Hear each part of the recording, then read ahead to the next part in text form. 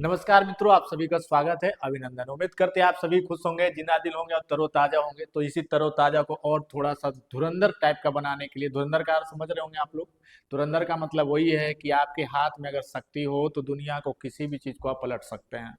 और उसके लिए जरूरी है कि आपको एक तपस्या करना पड़ेगा, और तपस्या जो व्यक्ति किया है वर्षों से, जो व्यक्ति करने जा रहा है, निश्चित रूप से उसको वरदान मिलेगा। तो वरदान क्या है? अभी तो हरियाणा सरकार ने आपके लिए बड़ा ही एक अच्छा सा ऑफर दिया है, और ऑफर यह है कि जिस विद्यार्थी के अंदर, जिस व्यक्ति के अंदर यदि आपके अंदर कौशल है, और उस कौशल से यदि आप एक अच्छा समाज की सेवा कर सकते हैं, तो आप में अगर टैलेंट है तो टैलेंट दिखाने का आपको मौका मिलने वाला है। और ये मौका है क्या, तो उसके लिए जरूरी है आपको जानकारी देना। तो मैं हाँ बात में उसी का कर रहा हूँ जिसको हम लोग सिविल सर्विस के रूप में जानते हैं। और आपके यहाँ अर्थात हरियाणा में आप देखे होंगे कि अब हरियाणा सिविल सर्विस के एग्जामिनेशन का पूरी तरह से पाठ्यक्रम लागू कर दिया गया है, जारी कर दिया गया है। और इसका सीधा अर्थ ये है कि आपका अप्रैल में पीटी का एग्जाम, और उसके बाद फिर मेंस, और उसके बाद फिर इंटरव्यू, और निश्चित रूप से एक अच्छा ब्यूरोक्रेट बनने का आपको मौका मिल सकता है। तो सवाल ये है कि आखिर इसकी तैयारी कैसे की जाए, और किस हद तक की जाए, और क्या आप 4 महीने में, लगभग 4 महीने ही बच रहा है, कि आप पीटी को क्रैक कर सकते हैं या नहीं है। तो देखिए, सबसे पहले जरूरी ये है कि हमारे देश में चाहे कोई भी जगह पे आप चले जाएं, और एक मैं चोर की कहानी आपको बता दूं, तो चोर भी चोरी करने के लिए ना योजना बनाता है। योजना इन द सेंस प्लानिंग करता है। और ये इतनी जबरदस्त प्लानिंग होती है कि पुलिस शायद पकड़ भी नहीं पाती है उसको। मानते होंगे आप इस बात को। इसका सीधा अर्थ ये है कि हमें कोई भी जीवन में काम करना है तो सबसे पहले उसका एक ब्लूप्रिंट आपको बना लेना चाहिए। जैसे मान लीजिए कि आपको अंडमान निकोबार घूमना है, तो आप कम से कम इतना तो पता हो कि वहां जाया कैसे जाता है, किस तरह से वहां जाएंगे, क्या क्या सामान लेकर जाएंगे, ताकि हम अच्छे से अपनी यात्रा को पूरा कर सकें। तो इस यात्रा के दौरान सबसे अच्छा तरीका तो ये है कि आपको एक पाठ्यक्रम मालूम होना चाहिए, और वो पाठ्यक्रम जो खास करके आपका हरियाणा सिविल सर्विस के द्वारा जो लागू हुआ है, उसमें क्या पढ़ना है, क्या छोड़ना है, किन बातों को दरकिनार करना है, और किन बातों को लेकर चलना, ये बहुत महत्वपूर्ण हो जाता है। तो चलिए समय को बर्बादी नहीं करते, सबसे पहले ये जान जाते हैं कि जो विद्यार्थी, ऐसे विद्यार्थी जो हरियाणा सिविल सर्विस की तैयारी करना चाहते हैं, और इस तैयारी के दौरान वो एग्जाम देकर सेलेक्ट होना चाहते हैं, तो मैं उसके बारे में बात करूंगा। ये नहीं कि सिर्फ आपको तैयारी की बात बताऊं कि तैयारी कैसे किया जाता है। मैं आपको वो बातें बताने जा रहा हूं जिसको लेकर खास करके आपके अंदर ये हुचुक तो जरूर रहता है, उतावलापन जरूर रहता है कि मैं काश में एसडीएम होता यहाँ का। लेकिन उसके लिए जरूरी है कि क्या आपके अंदर वो खूबियां जो आप अंदर से छिपाए हुए हैं, उसको परखने के लिए जरूरी है कि आपको एग्जाम में कैसे उसको परखा जाए। तो एग्जाम में बैठने से पहले आपको सिलेबस को सिलसिलेवार ढंग से आपको तैयारी कर लेना चाहिए, ताकि आप किसी भी प्रकार के त्रुटियों में ना फंसे। तो देखिए, इसका बेसिक अगर हम सिलेबस की बात करें, ठीक है, तो ये जो आपका सिलेबस है, उसका सिलेबस का जो पाठ्यक्रम वो ऐसे है, जो थोड़ा सा आपको समझने की भी जरूरत है। इसमें क्या है दिखा देते हैं आपको। देखो, सबसे फर्स्ट पॉइंट तो मैं आपको ये बताना चाहूंगा कि इसमें आपको पता होगा कि पहला जो आपका जो स्टेज है एग्जाम में बैठने का, वो है आपका क्या, तो एक तो आपका पीटी है ना, कंफर्म। तो फर्स्ट पीटी प्रीलिम्स, ठीक है, पहला चरण तो आपको ये है। दूसरा चरण है आपके पास मेंस का, और तीसरा चरण है आपका इंटरव्यू का। ठीक है, इंटरव्यू का इतना ही है। लेकिन ये इतना तो है नहीं। अब आपको जब पीटी में बैठेंगे, तो अगर आप कोई जनरल कंपटीशन यदि आप दे रहे हैं, तो ये गलती ना करें कि आप एसएससी की तैयारी कर रहे हैं, या other competition exam, one day exam की तैयारी कर रहे हैं, तो सिविल सर्विस में आपको स्थान मिल सकता है। ठीक है, उसके लिए जरूरी है कि आपको पाठ्यक्रम से जानकारी होनी चाहिए। और पीटी की जब मैं बात करता हूं, तो इसमें दो पेपर हैं, एक आपके पास जीएस 1, ठीक है, और दूसरा पेपर है आपका GS 2। General study paper 1, general study paper 2, ये जो आपका पेपर एक रहेगा जिसको हम लोग सी सेट कहते हैं। ठीक वैसा ही जो आपका अखिल भारतीय सेवा हमारे देश में जब होता है, जो यूपीएससी के माध्यम से लिया जाता है, ठीक वैसे ही हरियाणा सरकार में भी आपको याद रखिएगा सेकंड पेपर जो जीएस का होगा, वो आपका सी सेट का होगा, जिसमें बहुत ही बेसिक मेंटल एबिलिटी, रीजनिंग और लॉजिकल रीजनिंग बस पूछा जा सकता है, और इससे ज्यादा कुछ पढ़ने की जरूरत आपको नहीं है। और ये क्वालिफाइड नेचर का होगा। लेकिन हाँ, ध्यान रखिएगा कि ये निगेटिव भी है। अगर आप गलती करते हैं तो एक गलती पे आपको 0.25 नंबर काट दिए जाएंगे, ठीक है। और ये सिर्फ और सिर्फ क्वालिफाइड है। अगर इसमें आप पास हो जाते हैं, ठीक है, पास हो जाते हैं तो आपका जीएस पेपर फिर देखा जाता है, और यदि आप उसमें एक अच्छा कटअप लेकर आ जाते हैं तो निश्चित रूप से आपको मेंस देने का मौका मिलेगा, ठीक है। तो हम लोग थोड़ा सा बात ये कर लेते हैं कि आखिर इसका सिलेबस का पाठ्यक्रम पीटी का है क्या, ये जानना बहुत जरूरी है, ठीक है। तो अगर हम प्रीलिम्स एग्जाम की बात करें, जिसको हम लोग जीएस के रूप में देख रहे हैं, तो इस जीएस की अगर हम बात करें तो आप जानते होंगे यहाँ लिखा हुआ है general study, general science, current events, history of India, Indian world geography, Indian culture, polity, economy, general mental ability, Haryana economy people, ठीक है। उसके बाद अगर हम सीसेट की बात करें तो सीसेट में क्या आपको दिया गया है, मतलब ये आपका यहाँ से लेकर यहाँ तक, यहां से लेकर यहां तक, ये तो आपका क्या हो जाता है, जीएस पेपर 1 हो गया, ठीक है, जीएस पेपर 1, ठीक है। और ये जो आपके पास है जीएस पेपर 2 की हम बात करते हैं, तो जीएस पेपर 2 में सिर्फ और सिर्फ सीसेट रहेगा। अगर मैं सीसेट की बात करूं तो जिनका थोड़ा सा रीजनिंग और थोड़ा सा मैथ अच्छा है तो वो क्वालिफाइड हो जाएंगे, बाकी इससे करने की जरूरत नहीं है। लेकिन एक चीज ध्यान देने की जरूरत है, यहाँ जो मैंने जीएस 1 लिखा है इसमें आपको एक बहुत अच्छा मार्क्स लाना पड़ेगा। यदि आप ये सोचते हैं कि महेश बर्नवाल की बुक या फिर लूसेंट का बुक या फिर क्राउन का बुक या मार्केट में वन लाइनर जो होते हैं उसको पढ़ के आप पास हो जाएंगे, तो शायद मिस्टेक करेंगे और अपने साथ कहीं ना कहीं गलती कर रहे हैं। तो ये गलती ना करें, क्योंकि बहुत दिनों के बाद आप जानते होंगे कि हरियाणा सिविल सर्विस का एग्जाम ना कई बार तो कंटिन्यू तो होता नहीं है, और हुआ भी है तो लगभग लगभग 2-2 साल लग जाता है। तो ये एक अच्छा मौका है, इसलिए आपको याद होने की जरूरत है कि जीएस पेपर 1 की जब तैयारी करें तो एक अच्छे कंटेंट, और जब कंटेंट की तैयारी करें तो वन लाइनर ना पढ़ें, बल्कि उसमें समझ समझ विकसित करें, एनालिटिकल पढ़ें, ठीक है। आजकल देख रहे हैं एनालिटिकल का क्या कंडीशन है, तो एनालिटिकल टाइप के, अप्लाई टाइप के क्वेश्चंस को करें तो ज्यादा आपको मदद मिलेगा, हेल्प मिलेगा, ताकि एग्जाम में आपको डायरेक्ट क्वेश्चन अगर बोलेंगे कि भाई वन लाइनर याद रखें तो वन लाइनर में आप कलर का एग्जाम दे सकते हैं, ठीक है, लेकिन सिविल सर्वेंट के लिए तो भूल ही जाए। तो यहाँ पर आपको पेपर में 4 सब्जेक्ट तो मूल रूप से आएंगे, जो पिलर है इसका, पॉलिटी, ठीक है, पॉलिटी हो गया, ज्योग्राफी, हिस्ट्री, इकोनॉमी, और खास करके आपका हरियाणा से रिलेटेड, मतलब हरियाणा जीके आप कह सकते हैं, ठीक है, ये भी आपको रहेगा। अब ये मिलाकर आपको कितने नंबर के क्वेश्चन ये रहेंगे, तो ये मिला के आपको टोटल जो क्वेश्चन रहेंगे 100 क्वेश्चन 100 नंबर के रहेंगे, ठीक है, 100 क्वेश्चन 100 नंबर। ठीक उसी तरह से आपका जो सेकंड पेपर है जिसको हम सीसेट कहते हैं, इसमें आपका बेसिक 10th लेवल तक का मैथ और रीजनिंग और कंप्रीहेंशन इस टाइप के रहेंगे, जो आपका सिर्फ क्वालिफाइड होगा, ओके। तो ये हमारा हो गया प्रीलिम्स का जो आपका खास करके सिलेबस है। सिलेबस का मतलब है कि आप एक प्रकार का रोड मैप बना लें और इसी के सहारे आपको चलना है। लेकिन सवाल यही अटक जाता है कि सर ये इनकी तैयारी कैसे करें। अगर आपको पॉलिटी की तैयारी करना है, अगर आपको हिस्ट्री की तैयारी करना है, यदि आपको इकोनॉमी पढ़ना है, ध्यान रखिएगा मैंने इकोनॉमिक्स नहीं बोला है, इकोनॉमी कहा है, इकोनॉमी पढ़ना है, यदि आपको हरियाणा जीके करना है, और यदि आपको ज्योग्राफी करना है, और यदि आपको करंट अफेयर्स करना है, आपके पास मात्र और मात्र जो बचे हुए दिन हैं, अगर देखा जाए तो सिर्फ अप्रोक्स में बोलूंगा तो 90 दिन बचे हैं, ठीक है। और इस 90 दिन में आपको इतने सारा काम करना है। अब 90 दिन में ये सारा काम कैसे पूरा होगा, क्या आपको 6 से लेकर 12 तक का एनसीईआरटी पे पकड़ है, ये थोड़ा ध्यान देने वाली बात है। 6 से लेकर 12 तक के एनसीईआरटी की बुकों पे यदि पकड़ है, और यदि आज से शुरू करें तो क्या आप 6 से लेकर 12 क्लास तक एनसीईआरटी पढ़ पाएंगे, एक तो आपके पास ये है। जिनकी हो चुका है तो उनको तो रिवीजन की जरूरत है। लेकिन ये ऐसा ही है जैसे मान लीजिए कि किसी व्यक्ति को कोई बीमारी है और उसको विटामिन ए की कमी है, जिससे आप जानते हो कि रेटिनोल नामक बीमारी हो जाता है ना, तो डॉक्टर क्या करता है कि उनको विटामिन ए का कैप्सूल लिख देता है, और आम आदमी बोलते भैया गाजर खाइए, पालक खाइए, ठीक हो जाएगा, लेकिन वो बहुत कम मात्रा में। तो ठीक उसी तरह से जो गागर में सागर जैसे की बात अगर मैं करूं, तो आपको सिलेबस को संक्षिप्त, सटीक और एग्जाम के पॉइंट ऑफ व्यू से बनाया गया है।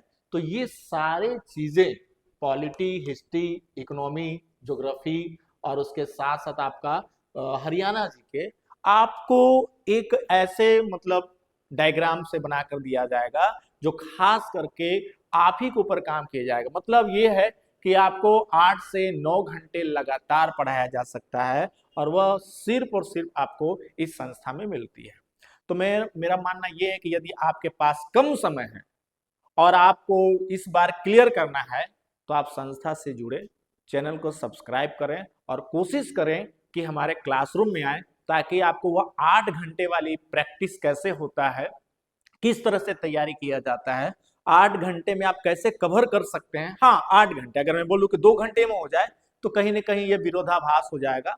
तो 8 घंटे यदि आप काम करते हो और उसके साथ जो इस लाइन से गुजरा है, जिसको कहाँ खामियां है, कहाँ प्रॉब्लम है, उनको पता है, तो इस तरह से आपको सही मार्गदर्शक में आपको गाइडलाइन देते हुए आप सफलता को प्राप्त कर सकते हैं। ठीक है, तो ये पॉलिटिक्स, हिस्ट्री, इकोनॉमी कैसे पढ़ना है, क्या पढ़ना है, ये सारा चीजें आपको हम लोग क्लासरूम प्रोग्राम में जरूर बताएंगे। ठीक है, नेक्स्ट पॉइंट की अगर मैं बात करूं, अगले पॉइंट का, कि भाई अगला जो आपके पास जब इस तरह का काम हो जाता है, ये सारा आपका प्रीलिम्स का हो गया। ठीक है ना, ये याद रखिएगा।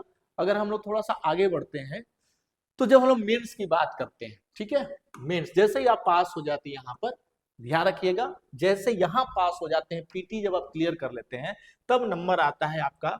सबसे पहली बात तो ये है कि आपको भाषा पे पकड़ होनी चाहिए, है ना, लैंग्वेज। अब आप एसडीएम बन गए हैं और आपको हरियाणवी ही अच्छा समझ में नहीं आ रहा है, चलो मान लीजिए कि हरियाणवी तो समझ में आ रहा है लेकिन हिंदी का टर्म ही नहीं समझ में आ रहा है, तो बड़ा दिक्कत हो जाएगा। क्योंकि हमारे देश में जितने भी सरकारी काम होते हैं उसमें पहला प्रेफरेंस आपको हिंदी को ही दिया गया है। ठीक है, खास करके ब्लॉक से रिलेटेड। तो यहाँ पर भाषा के रूप में लैंग्वेज को सिलेक्ट करने की बात कही गई है और बोला गया कि भैया मैं आपको हिंदी का भी पेपर लूंगा, हिंदी का, और मैं पेपर आपका किसका लूंगा, इंग्लिश का। और इसका सीधा उद्देश्य, मतलब अगर मैं बोर्ड का ऑब्जेक्टिव बताऊं कि क्या पर्पज है इसका, तो इनका पर्पज ये है कि आप कितनी जल्दी भाषा को समझ सकते हैं। देखिए, भाषा अगर समझ जाए तो आप एक्शन भी जल्दी ले लेंगे, और एक अच्छा ब्यूरोक्रेट वही है जो तुरंत प्रेजेंट ऑफ माइंड उसका अच्छा होना चाहिए, तुरंत डिसीजन लेना चाहिए कि भाई क्या करना है क्या नहीं करना है। तो इसकी पकड़ के लिए हिंदी और इंग्लिश, ये जो आपका मेंस का जो पेपर है, मान के चलिए कि ये हिंदी और ये इंग्लिश, इसमें आपको सिर्फ और सिर्फ ये क्वालिफाइड करना है। और इसमें भी आपको नंबर रहेंगे कितने, 100। इसमें भी आपको नंबर कितने मिलेंगे, 100। अब सवाल ये कि सर इस हिंदी में क्या रहेगा, इस इंग्लिश में क्या रहेगा। बाकी चीजें सेम है, जैसे आपके पास राइटिंग दे दिया गया, कंप्रीहेंशन है, सबसे इंपॉर्टेंट है आपका एसे राइटिंग है, और उसके बाद शब्दावली, वोकैबुलरी है, ग्रामर जो आप 10 तक करते हैं, ये सारा है। अब आप बताइए, इसमें से आपको क्वालिफाइड नेचर का, क्वालिफाइड नेचर आपको पता है कि कम से कम तो आपको 33% आपको तो आना ही चाहिए। ठीक है, इधर में भी वही हाल रहेगा। जब ये दोनों पेपर में आप पास हो जाते हैं, ध्यान रखिएगा, यहाँ अगर फेल हो जाते हैं तो आगे का पेपर आपका चेक नहीं होगा। ठीक है, तो ये तो एक प्रकार का एंट्री पास है, मतलब इस पास के जरिए आप मेंस के बाकी पेपर को लिख पाएंगे और बाकी पेपर आपका चेक होगा। नेक्स्ट पॉइंट अगर हम करें आगे का, तो ये आपका हिंदी वाला हो गया और एक इंग्लिश का हो गया। ठीक है, अगले पॉइंट पे आते हैं। अगला जो बिंदु है उसके लिए समझ लेते हैं थोड़ा सा क्या है। ये है, जैसे मैं आपको ने कहा कि सर पीटी तो पास हो गए, हिंदी में भी पास हो जाएंगे, इंग्लिश में भी पास हो जाएंगे, लेकिन जनरल स्टडी का पेपर को जब हम बात करते हैं तो इसको आप ऐसे मान लीजिए कि जनरल स्टडी के पेपर होंगे बच्चा 4। कितने होंगे, 4। 1 2 3 4 पेपर होंगे 400 नंबर के, मतलब पर पेपर 100 नंबर के हैं। कितने पे, 100 नंबर के। मतलब ये जो 400 नंबर वाला पेपर है ना, यही आपको डिसाइड करेगा कि आप कितने अच्छे पोस्ट पे जा सकते हैं। ठीक है, ये बड़ा इंपॉर्टेंट पोर्शन है। ठीक है, अब आ जाते हैं पेपर 1 में क्या है हमारे पास। तो पेपर 1 की जब मैं बात करता हूं तो इसमें इंडियन कल्चर पता होना चाहिए, भारतीय संस्कृति, स्पेशल बोला है modern Indian history. Modern India के आपको सवाल रहेंगे, लेकिन वैसे नहीं कि आपको एक बेसिक बात पे काम करना है। उसके बाद आपके पास है फ्रीडम स्ट्रगल। ठीक है, कि जो हमारे स्वतंत्रता संघर्ष से संबंधित था उससे रिलेटेड है। सवाल किस प्रकार के आएंगे, सवाल सारे के सारे एनालिटिकल हैं, मतलब विश्लेषणात्मक बोल सकते हैं आप इसे, विश्लेषणात्मक। सारे सवाल आपको एनालिटिकल रहेंगे, कुछ टैग वर्ड रहेंगे जो आपको बहुत समझना होता है, ये बात आपको याद रखना है। ठीक है, ये नहीं कि 1857 की क्रांति क्यों हुई, लेकिन हाँ ये जरूर है कि 1857 की क्रांति जब हुई तो क्या इसे भारत का स्वतंत्रता संग्राम माना जाना चाहिए, इस पे बात होगी। अगर आपको जनरल स्टडी पेपर, अगर हम लोग सेकंड की बात, फर्स्ट पेपर की ही बात करते हैं, तो इसमें एक और है, post independence consider and the world history. आजादी के बाद का भारत कैसा है, ठीक है, नेहरू से लेकर पीवी नरसिम्हा राव, और पीवी नरसिम्हा राव से लेकर मोदी सरकार तक का, यह आपको ध्यान रखना है। वर्ल्ड हिस्ट्री की जो हम बात करते हैं तो बहुत ज्यादा तो नहीं, लेकिन ये जरूर है कि विश्व में जो स्वतंत्रता संघर्ष हुआ वर्ल्ड लेवल पर, उसमें क्या रोल रहा, कौन कौन सा देश आगे उभरा, और फिर यूएनए की स्थापना कैसे हुई। तो first world war, second world war, और फिर उसके बाद आपका यूएनओ, ये आपके लिए बड़ा इंपॉर्टेंट है जानकारी के लिए, ठीक है। नेक्स्ट, इंडियन सोसाइटी, भारत का समाज कैसा है, भारतीय समाज में क्या क्या स्थितियां रही है। उसके बाद रोल ऑफ वुमेन, आप जानते होंगे इसमें महिलाओं का क्या स्थिति है, वैश्विक स्तर पर क्या है, ग्लोबलाइजेशन की बात कर रहा है। सोशल इंपावरमेंट, ठीक है, social empowerment, physical geography, natural resources and geographical phenomena, Haryana related issues. इसका मतलब ये हुआ कि ये जो आपका पेपर 1 जो है बहुत ही सावधानी पूर्वक पढ़ना है। अगर मैं इसका वेटेज बात करूं तो इसमें भैया हिस्ट्री भी आ रहा है, ठीक है, हिस्ट्री भी आ रहा है। इसमें अगर हम लोग बात करें, ठीक है, तो आपका ज्योग्राफी भी आ रहा है। और याद रखिएगा, ये हम लोग भारत का तो पढ़ते ही पढ़ते हैं, साथ में आप जो कंटेंट होगा आपका वो हरियाणा से रिलेटेड भी होना चाहिए। तो एक दूसरे को को रिलेशन करके आप इसे पढ़ें, को रिलेट करके आप पढ़ें, ठीक है। कि यदि अगर मैं बात कर रहा हूं कि 1857 की क्रांति में इन क्षेत्रों का क्या रोल रहा, तो 1857 की जो क्रांति है उसमें हरियाणा का क्या रोल रहा, जो उस समय पंजाब का युद्ध था, तो इसमें कौन कौन से शामिल हुए और इसका क्या इम्पैक्ट पड़ा हरियाणा में, ठीक है। तो ये सारे चीज आपको ध्यान रखना, ओके। अगर हम लोग बात करते हैं अगले पेपर का, पेपर जनरल स्टडी पेपर 2 का, तो जनरल स्टडी पेपर 2 की अगर हम बात करें तो इसमें आपके पास इंडियन कॉन्स्टिट्यूशन, मतलब सीधा आपका पढ़ना है ये इंडियन पॉलिटी पढ़ना है, ठीक है, इंडियन पॉलिटी पढ़ना है। अब आप बताइए कि मेंस की तैयारी अलग से तो नहीं करेंगे, जब आप पीटी कर रहे हैं तो उसी समय चैप्टर से भी वही है, लेकिन दोनों का तरीका अलग है। एक कंसेप्ट पे आधारित है और एक आपका सिर्फ और सिर्फ एनालिटिकल पे आधारित है, ठीक है ना, याद रखिएगा। तो एक तो आपके पास खास करके वन लाइनर होता है, और एक आपके, आजकल वन लाइनर का तो जमाना चला ही गया, आप देख लीजिए इनमें से कौन सा कथन सही है, केवल कितने सही हैं, ओनली फ्यू, इस तरह का क्वेश्चन आने लगे हैं। तो इंडियन पॉलिटिक्स के साथ साथ आपको पढ़ना है, इसमें दिया गया है इंडियन पॉलिटी, पूरा का पूरा भारत का संविधान पढ़िए, और उसके बाद खास करके हरियाणा से भी रिलेटेड आपको करना है। तो इसमें आपके पास इंटरनेशनल रिलेशन, आईआर भी पढ़ना है आपको, ठीक है, आईआर पढ़ना है, इंडियन पॉलिटी पढ़ना है, गुड गवर्नेंस पढ़ना है, ठीक है, गवर्नेंस, ई गवर्नेंस पढ़ना है, और नेक्स्ट जुडिशरी पढ़ना है, ठीक है, ओके। अगर हम आगे बात करते हैं अगले पॉइंट पे, आ जाता है जनरल स्टडी पेपर 3। थर्ड में क्या काम करना है, तो थर्ड भी आपके पास पूरी तरह से जीएस पे आधारित है, और इसमें आपके पास जो दिया गया है वो है आपके पास इंडियन इकोनॉमी। देखिए यहाँ पर जो वर्ड है वो है इकोनॉमी का, इकोनॉमिक्स की बात नहीं किया, ध्यान रखिएगा, इकोनॉमी वर्ड लिखा हुआ है, भारतीय अर्थव्यवस्था है, भारतीय अर्थशास्त्र का प्रयोग नहीं किया गया है, याद रखिएगा, इंडियन इकोनॉमी, ठीक है ना। और इकोनॉमी का मतलब होता है लिविंग ऑफ प्लेस, जहां से हमें इनकम का सोर्सेस है, इनकम का साधन हो, इससे बात किया गया है। इंक्लूसिव ग्रोथ की बात किया है, बजटिंग की बात किया है, एग्रीकल्चर, सब्सिडी, एमएसपी, ठीक है, फूड प्रोसेसिंग की बात किया है। हाँ, इसमें आपके पास ईवीएस भी है, इन्वायरमेंटल भी है, और एक साइबर सिक्योरिटी भी दिया गया है। इसका मतलब ये हुआ कि आपको खास करके इंडियन इकोनॉमी के साथ साथ, इंडियन इकोनॉमी के साथ साथ ईवीएस वाला सेक्शन भी आपको पढ़ना है, ठीक है। और इसके साथ साथ जो पढ़ना है आपके पास वो है आपके पास खास करके इंटरनल सिक्योरिटी के बारे में पढ़ना है, ठीक है, इंटरनल सिक्योरिटी पढ़ना है, ठीक है। तो ये 3 पॉइंट आ जाता है, और जो लास्ट और अंतिम बिंदु जिसका आता है वो आपका क्या है, तो अंतिम बिंदु है आपका, और वो बहुत ही महत्वपूर्ण है, और वो है आपके पास मेंस का चौथा पेपर जो सिविल सर्विस में भी होता है, और वो है आपका एथिक्स का पेपर, जिसमें सत्य निष्ठा की बात कहा गया। आप कितने अच्छे, कितने दिमाग से रूप से संतुलित रूप से बैलेंसेबल हैं, कितने आप अच्छे डिसीजन ले सकते हैं, कितना अच्छा डिसीजन मेकिंग बन सकते हैं, कितने अच्छे आप, ईमानदारी आपके आंतरिक भाव में कितना ज्यादा निहित है। इस तरह के प्रश्न आपको केस स्टडी वाले इसमें क्वेश्चंस होंगे, जो सिविल सर्विस का भी फोर्थ पेपर है और इसका भी आपका फोर्थ पेपर है। सभी पेपर 100 नंबर के होंगे। तो GS1, GS2, GS3 और एक आपके पास है GS4।